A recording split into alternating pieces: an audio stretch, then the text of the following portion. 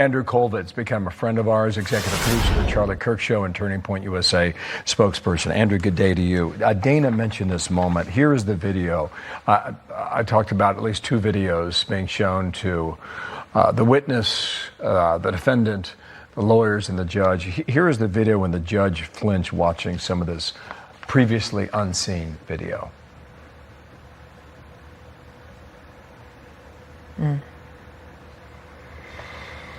So many of us reacted more dramatically than that. Here's the Kirk family statement. Every court proceeding serves as a painful reminder of his death and the loss that has irrevocably impacted our lives and the lives of his children. Andrew, you want transparency.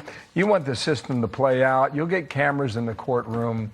I know you're not there, but watching this as a friend, how you feel?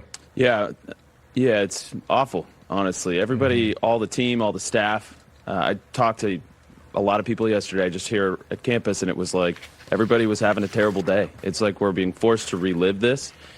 And so it's bittersweet. We want to see justice for Charlie. We want to see transparency. We want the public to be able to see this evidence. But for us, it's reliving one of the worst days that you can imagine. And my heart is completely with Erica and Charlie's parents, Rob and Kathy, as they have to navigate what can only be described as an excruciating experience being in that courtroom. And so I think mixed emotions, Bill. It's difficult.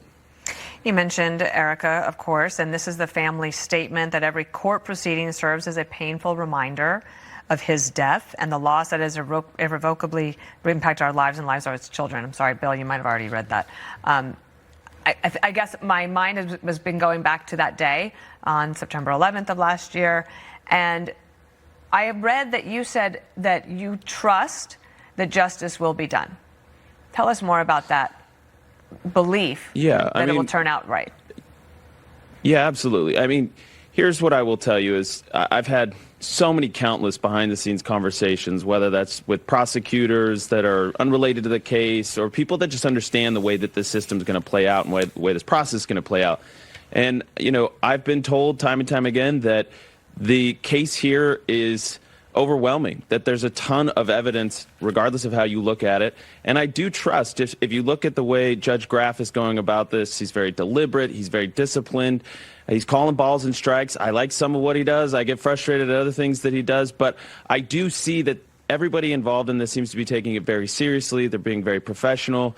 And listen, we have a justice system that has to work, that has to be able to show sunlight is the best disinfectant, as they said. So that's why we've always been pro putting cameras in there, pro letting as much information and evidence out into the public as possible, because we think ultimately people are going to realize, hey, the justice system worked, and we see the evidence, and listen, he's innocent until proven guilty, and that's the process we have, and we're going to let it play out. But yeah, we have to trust that Charlie's going to get justice. Right, and Erica wanted cameras in the courtroom, too. Just to paraphrase, at one point she said, this was a very public murder of my husband. I want, we should continue to show the public what happened here. It must be exceedingly difficult for her to be there. Yeah, and I just want to say thank you to Don Jr., Brandon Tatum, Jack Posobiec.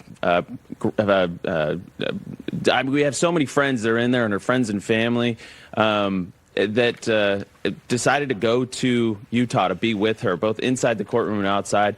I decided it was better to be here with the team, and I'm grateful for that. I don't know how I would have reacted being in that courtroom, having to breathe the same air. I just don't know.